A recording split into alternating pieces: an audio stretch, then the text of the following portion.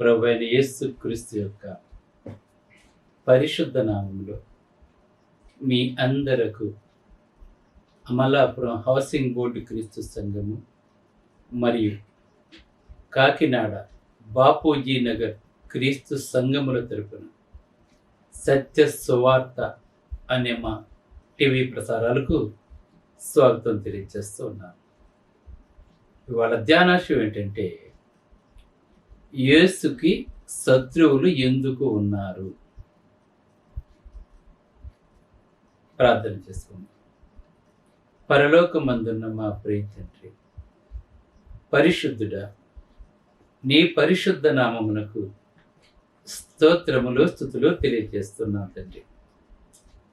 ఇవాళ యేసుకు శత్రువులు ఎందుకున్నారు అనే అంశం మీద మాట్లాడబోతుండగా నీవే నాతో ఉండి మాట్లాడమని క్రీస్తు యేసు నామములో ఈ ప్రార్థన చేయుచున్నాను తండ్రి. ఆమేన్. ఈ లోకంలో మనం ప్రేమించదగిన వ్యక్తి ఎవరైనా ఉన్నారు అంటే అది కేవలం యేసుక్రీస్తుని మాత్రమే.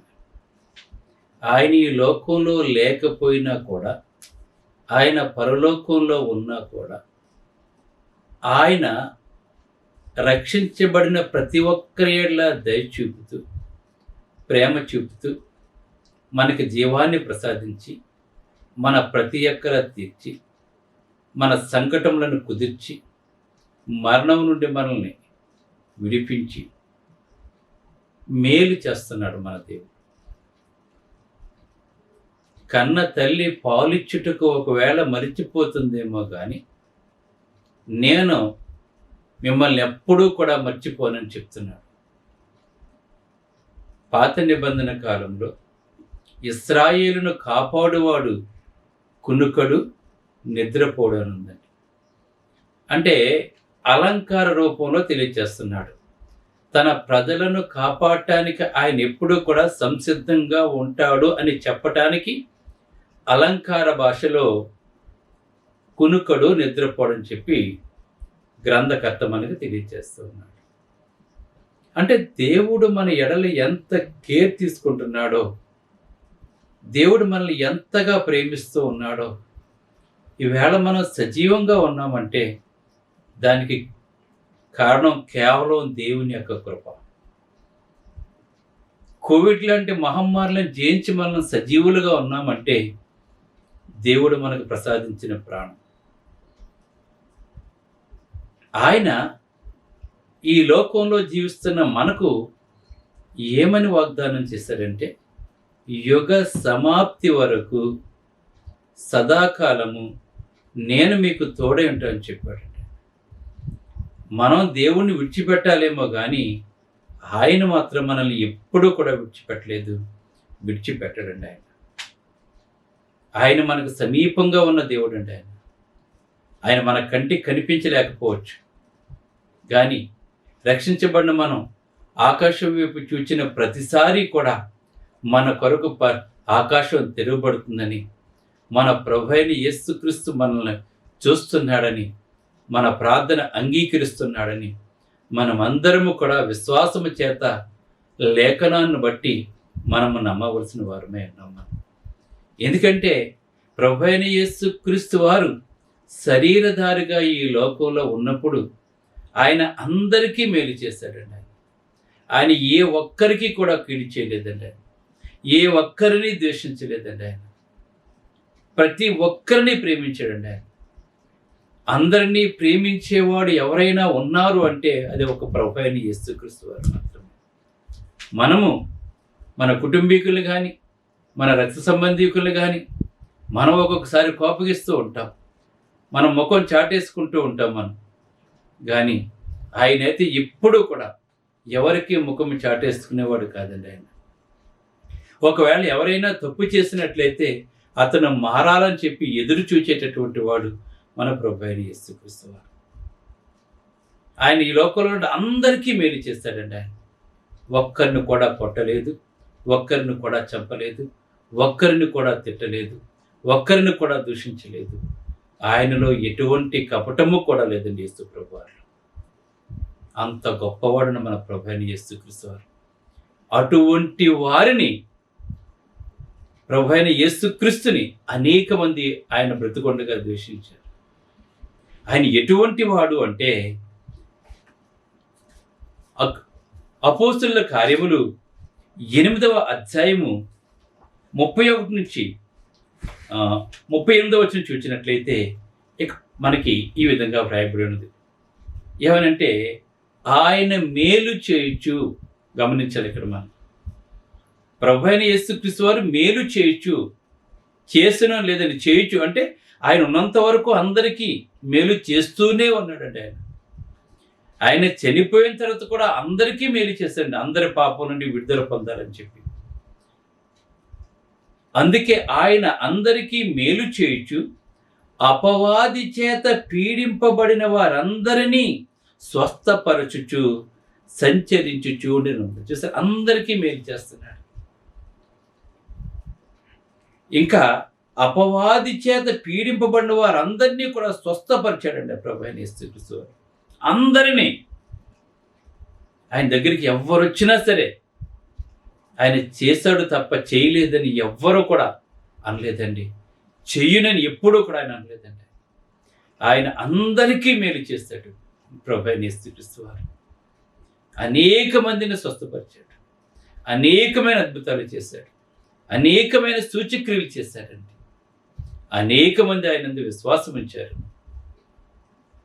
వెలుగు చీకటి ఎలాగైతే ఉన్నాయో పక్కపక్కన ఉన్నాయో, మంచి చెడు కూడా పక్కపక్కనే ఉంటాయి. ఆయన చేసిన అద్భుతాలను బట్టి, ఆశ్చర్యకార్యాలను బట్టి, స్వస్థతలను బట్టి అనేక మంది ఆయన విశ్వాసం ఉంచితే, అది చూసిన వారు కూడా అనేక మంది యేసు ప్రభువును ద్వేషించారు అంటే లోకం ఎటువంటి పరిస్థితుల్లో ఉందో మనం అర్థం చేసుకోవాల్సిన వారు. అంటే మేలు చేసిన వారిని కూడా ద్వేషిస్తారా? ద్వేషిస్తుంది ఈ లోకం. మేలు చేసిన వారికి కూడా కీడు చేస్తారా? కీడు చేస్తుంది ఈ లోకం. ఎందుకంటే ఈ లోకంలో ఉన్నదంతా నేత్రాస, శరీరాస, జీవపటం.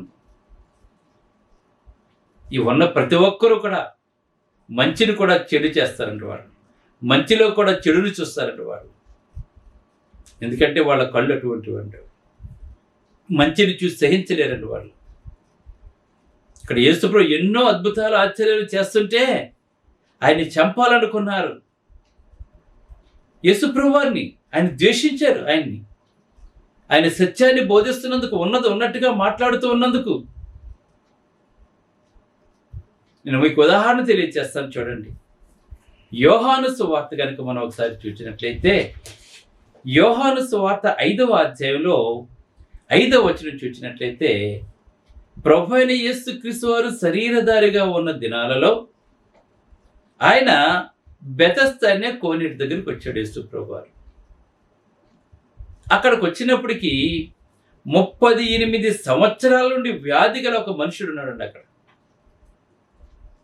38 సంవత్సరాల నుంచి వ్యాధి కలిగిన మనుషుడు అక్కడ ఉన్నాడండి. యేసు వాడు పడియుండుట చూచి, వాడప్పటికీ బహుకాలం నుండి ఆ స్థితిలో ఉన్నాడని ఎరిగి అతని దగ్గరికి వెళ్ళి, నువ్వు స్వస్థపరచబడగోరుతున్నావా అని అడిగాడండి. అతను స్వస్థపరచబడటానికి అక్కడికి వచ్చాడండి. యేసు ప్రభువుడు అడిగాడండి. అడిగిన తర్వాత ఆయన, నేను నీళ్ళలో దూకుదాం అనుకుంటున్నాను కానీ, ఎందుకంటే ఆ కోనీటిలో దూత వచ్చి ఆ నీళ్ళు అల్లాడించినప్పుడు ఎవరైతే ముందుగా దూకుతారో వాళ్ళు స్వస్థపరచబడుతూ ఉంటారు. అలాగ స్వస్థపరచబడాలని 38 సంవత్సరాల నుంచి అతను ప్రయత్నం చేస్తున్నాడు కానీ అతని కంటే ముందు వేరొకరు దూకేస్తున్నారు. జరిగింది యేసు ప్రభు వారికి చెప్పాడండి అతను.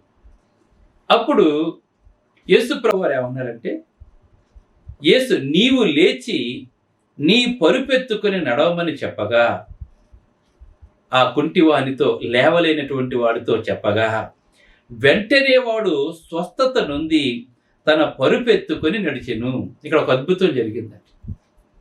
38 సంవత్సరాల నుంచి లేవలేకుండా ఆ పరుపు మీదే పరుండి నిస్సహాయమైన స్థితిలో ఉన్న ఒకతని ప్రభువైన యేసుక్రీస్తు వారు చూచి కనికరపడ్డాడు. అందుకే ఇందాక చదివి వినిపించాను నేను. ఆయన అందరికీ మేలు చేయొచ్చు. ఆయన సృజించిన మనుషుల కాపర్లేని గొర్రెల వలె ఉన్నారని వారి మీద కనికరపడి ఉందని ఇంకొక చోట. మనం చెదిరిపోతే, పాపంలో ఉంటే ఆయన మన మీద కనికరపడుతున్నాడండి. ఆయన ఈవేళ మనల్ని రక్షించడానికి వచ్చినటువంటి వాడండి మన ప్రభు అయిన యేసుక్రీస్తు. ఎక్కడ 38 సంవత్సరాల నుంచి పడి ఉన్నాడు, అతన్ని రక్షించడానికి వచ్చాడండి యేసు ప్రభువారు అక్కడికి. ఈవేళ పాపంలో పడి ఉన్న మనల్ని రక్షించడానికి శరీరధారిగా వస్తే లోకం ఆయన నమ్మటం లేదండి. లోకం ఆయన ద్వేషిస్తూ ఉందండి. ఈవేళ అనేక మంది మత మార్పులు చేసేస్తున్నారని మాట్లాడుతున్నారు. నశించిపోతున్న ఆత్మలు మేము రక్షిస్తూ ఉన్నాం. ఎందుకంటే పాపం ఎంత భయంకరందో దాని విలువ మీకు తెలియటం లేదండి. ఇక్కడ భౌతికంగా 38 సంవత్సరాల నుంచి పడి ఉన్నటువంటి వాడికి ఆ బాధ అంటే ఏంటో తెలుసండి వాడికి. అతన్ని రక్షించడానికి ఇక్కడ యేసు ప్రభు వచ్చాడు. ఆ మురికిలో నుంచి 1కెళ్ళా 2కెళ్ళా దాని మీదే వెళ్ళాలి అతను. అది ఎంత జుగుప్సాకరమైన జీవితం అది. అప్పుడు స్వస్థపరిస్తే అందరూ చూసి ఆశ్చర్యపడిపోయారండి. కేవలం 38 సంవత్సరాల నుంచి పడి ఉన్నవాడిని ఎలా బాగు చేశాడు? ఒక మానవుడైతే ఎలా బాగు చేస్తాడు అతన్ని? అతను దేవుడు కాకపోతే అతను ఎలా జరుగుతుంది? నువ్వు లేచి పరుపెత్తుకొని నడవమంటే వెంటనే ఎలా నడవగలుగుతాడు? అది విశ్రాంతి దినము. ఆయన ఏ దినాన్ని చేస్తాడంటే విశ్రాంతి దినము. యూదులందరూ కూడా విశ్రాంతి దినాన్ని ఎటువంటి పని కూడా చేయరండి.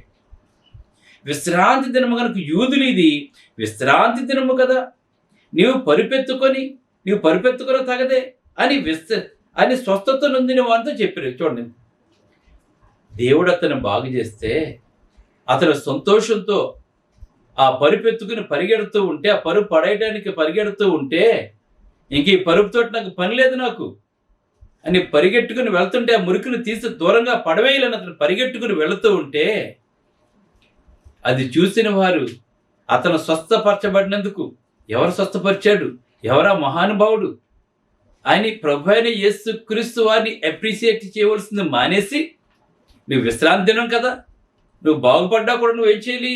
ఆ విశ్రాంతి దినం అయ్యే వరకు కూడా మురుకులో పడుకునేనే ఉండాలి. నువ్వు విశ్రాంతి దినం అయిన తర్వాత పరుపెత్తుకుని వెళ్ళాలని మాట్లాడుతున్నారంటే మనుషులు ఎటువంటి మనస్తత్వాన్ని కలిగి ఉన్నారో దీన్ని బట్టి మనకు అర్థమవుతూ ఉందండి చెప్పారు.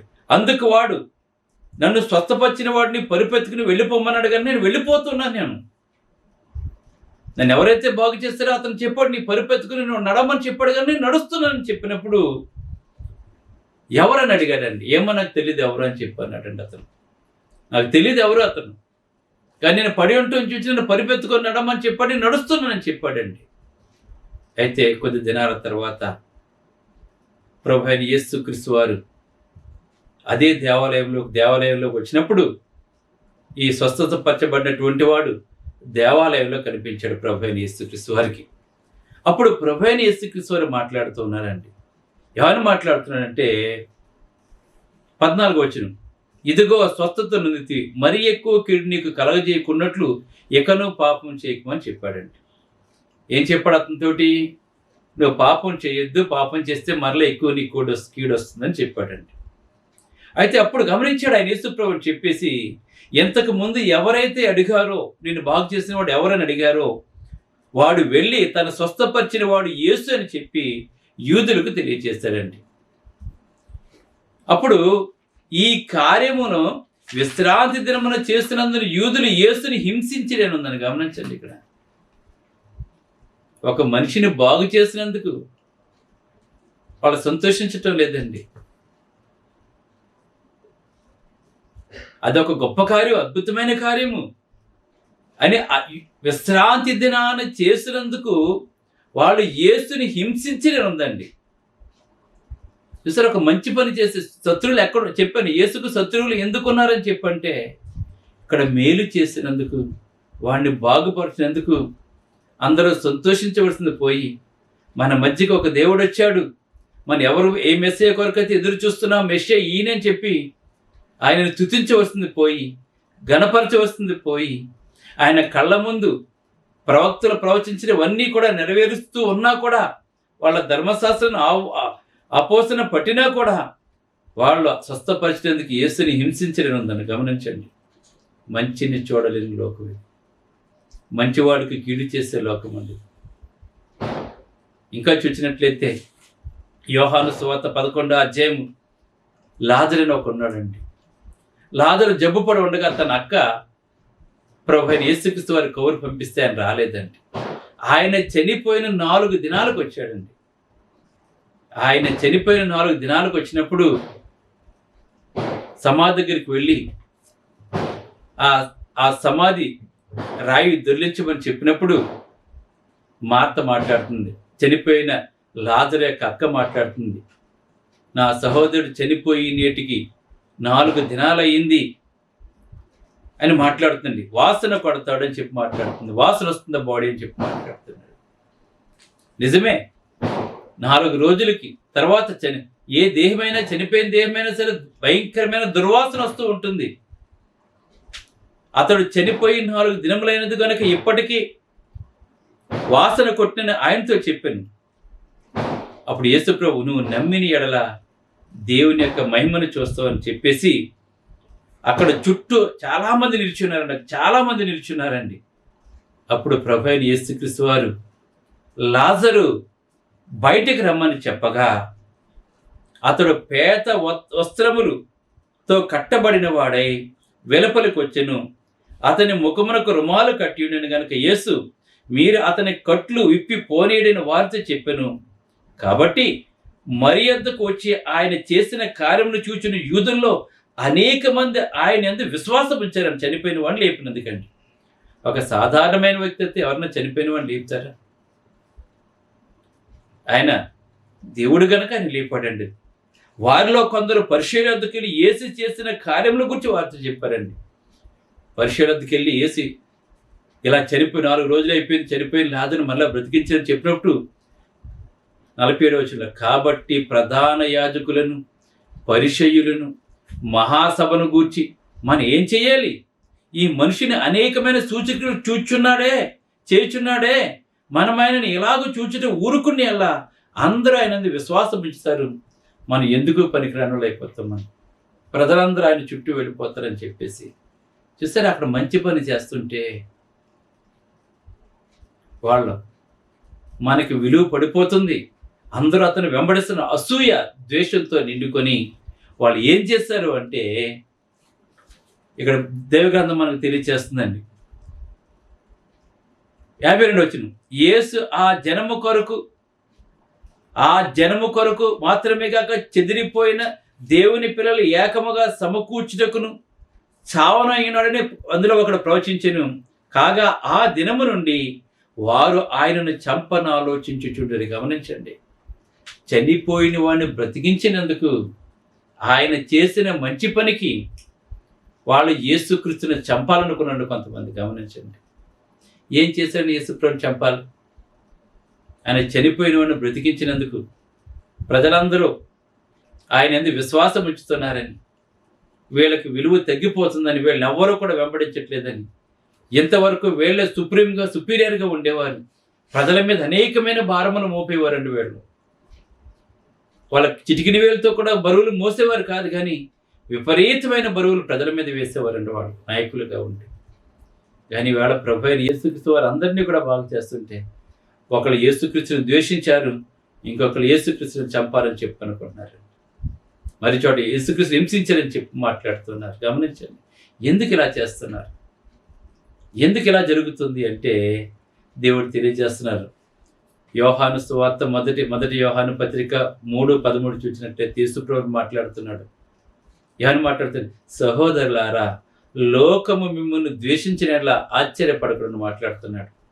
ఆనాడు మంచి చేసినా కూడా యేసుప్రభుని ఎలాగైతే ద్వేషించారో, హింసించారో, చంపాలని చెప్పి అనుకున్నారో, ఈవేళ మంచి చేస్తున్న వారిని కూడా ఈ లోకం ఇలాగే ట్రీట్ చేస్తుందండి.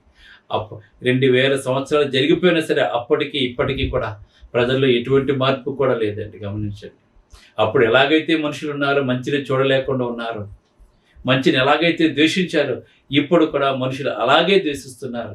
మనము కూడా క్రీస్తు యొక్క సత్యమును అనుసరించి ఆయనకు విధేయత కలిగి జీవించినప్పుడు మనము కూడా ఈ లోకానికి శత్రువులు అయితే గమనించండి.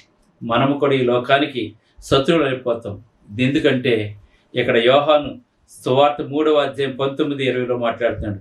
వెలుగు లోకములోనికి వచ్చెను గాని తమ క్రియలు చెడ్డవైనందున మనుషులు వెలుగును ప్రేమింపక చీకటినే ప్రేమించారు. దీనికి ఆనసిద్దండి. ఎందుకు యేసుప్రభుకి ఎందుకు శత్రువులు అయ్యారంటే, వెలుగు లోకంలోనికి వచ్చింది అంటే యేసుప్రభు లోకంలోకి వచ్చాడు. కానీ తమ క్రియలు చెడ్డవైనందున ఎవరైతే చెడ్డ క్రియలు చేస్తున్నారో వాళ్ళ మంచిని అసహించుకుంటారండి. వాళ్ళు మంచిని యాక్సెప్ట్ చేయలేరని వాళ్ళు. కనుక వెలుగు లోకములోనికి వచ్చును కానీ తమ క్రియలు చెడ్డవైనందున మనుషులు వెలుగును ప్రేమింపక చీకటినే ప్రేమించిరని ఉంది. చూసారా, దేన్ని ప్రేమిస్తున్నారు? చీకటినే ప్రేమిస్తున్నారండి. వెలుగును ప్రేమించడం లేదండి. మన ప్రభు అయిన యేసుక్రీస్తు అంతరంగం నుండి కాంతి వెలువడుతుంది కాబట్టి చీకటిని ప్రేమించేవారు వెలుగును ప్రేమించరు. అప్పుడు ఇప్పుడు కూడా అలాగే ఉందండి. మరియు మంచితనాన్ని ధర్మాన్ని అసహించుకునే వారు ఈనాటికి కూడా ఉన్నారండి. అప్పుడు మంచితనాన్ని ధర్మాన్ని ఎలాగైతే అసహించుకున్నారో ప్రభు అయిన యేసుక్రీస్తు వారి కాలంలో, ఇప్పుడు కూడా అటువంటి వారు ఇంకా ఈ లోకంలోనే ఉన్నారండి. ఈ లోకమంతా వాళ్ళతోటే నిండిపోయిందండి. ఇప్పుడు వెలుగును ద్వేషించే వారితో నిండిపోయింది ఈ లోకం. అందుకే యాకోబు పత్రిక 4:4 మాట్లాడుతున్నాడు, ఈ లోక స్నేహము దేవునితో వైరమని మీరు ఎరగరా. కాబట్టి ఈ లోకముతో ఎవడు స్నేహము చేయగోరునో వాడు దేవునికి శత్రువులు తెలియజేస్తున్నాడు. దేవునికి శత్రువులు ఎప్పుడూ కూడా ఈ లోకాన్ని ప్రేమిస్తారు కానీ లోకాన్ని సృజించిన దేవుని ప్రేమించడం వాడు, దేవుని అసహించుకుంటారండి వాడు. అలాగనే క్రైస్తవులైన మనలో కూడా అసహించుకుంటారండి వాడు, మనలో కూడా ద్వేషిస్తూ ఉంటారండి వాడు. కనుక అందుకే ఈ లోకంలోంచి దేవుడు మన బయటికి పిలుచుకున్నాడు. ఇంకా మూర్ఖులకు ఈ తరం వరకు వేరే దేవుడు స్వరక్తమిచ్చి తన సంఘంలోకి రమ్మంటున్నాడు. అట్టి జనం మధ్యన, అట్టి వక్ర జనం మధ్యన మీరు వాక్యం చేత పట్టుకుని జ్యోతుల వలె మనం ఉండమన్నాడు. కనుక మనం జ్యోతుల వలె ఉండాలి, ఈ లోకానికి వెలిగించే వారికి ఉండాలని చెప్పి యేసు ప్రభు మనకు తెలియజేస్తూ ప్రార్థన చేసుకుందాం. పరలోకమందున్న మా ప్రియ తండ్రి, పరిశుద్ధుడా, నీ పరిశుద్ధ నామమునకు స్తోత్రములు తండ్రి. ఎందుకు యేసు ప్రభుని ద్వేషించారు? వారు చీకటిని ప్రేమిస్తున్నారు కానీ వెలుగును ప్రేమించలేకపోతున్నారు తండ్రి. వెలుగును ప్రేమించిన ప్రతి ఒక్కడూ కూడా తండ్రి దూషిస్తాడు, ద్వేషిస్తాడు, హింసిస్తాడు తండ్రి. కానీ మేమైతే అలా ఉండకుండా యేసుక్రీస్తు లోకానికి వెలుగైనాడు కనుక మేము కూడా వెలుగు కలిగి జీవిస్తూ ఆ వెలుగును అనేక మందికి ప్రచురపరిచేవారుగా చేయమని, చీకట్లో ఉన్న అనేక మందిని వెలుగులో నడిపించేవారుగా చేయమని వేడుకుంటూ, నీ సత్యము అనేక మందికి ప్రచురపరిచే కొన్ని దోషని అనుగ్రహించమని, నేను నా కుటుంబం ఎల్లప్పుడూ ఆరోగ్యం సేవ చేసి అమలాపురం, కాకినాడలో స్థలాలకు అద్భుతమైన రీతిలో మందిరాలు నిర్మించుకోవాలి. అనేక నూతన సంఘాలు ప్రారంభించారు.